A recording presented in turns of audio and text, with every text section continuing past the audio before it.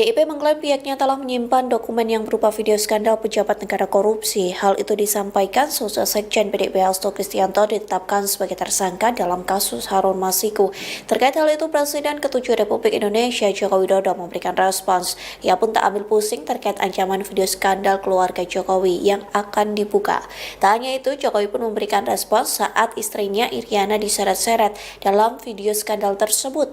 Adapun sebelumnya pengamat militer Koni Bakri sempat memperingatkan Iriana Jokowi agar tidak tenang-tenang saja. Koni menyebut kelakuan Iriana belum dibuka ke publik. Namun Koni menyebut mantan Gubernur Lemhanas Andi Wijayanto menyimpan data skandal keluarga Jokowi termasuk Ibu Iriana. Sembari tertawa, Jokowi pun menyindir banyak pihak yang memunculkan isu terkait dirinya dan keluarga sejak menjadi pejabat negara. Jokowi mengatakan isu-isu yang memojokkan dirinya dan keluarga merupakan hal biasa. Dari PDIP ada statement soal akan menunjukkan bukti skandal yang melibatkan keluarga Pak Jokowi. Mungkin ada tanggapan? Ya nggak apa-apa.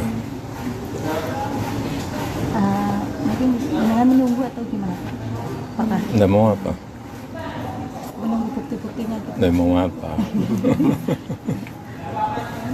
Kemarin dari Koni Bakri sempat menyebut nama Ibu Iriana Jokowi untuk jangan tenang-tenang saja, itu Ya responnya nggak gimana Pak? apa-apa, biasa aja lah.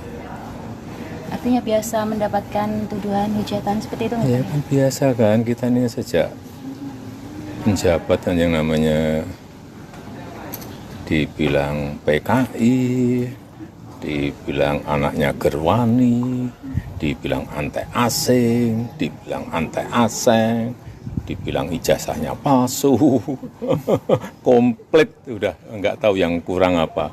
Download Tribun X sekarang, menghadirkan lokal menjadi Indonesia.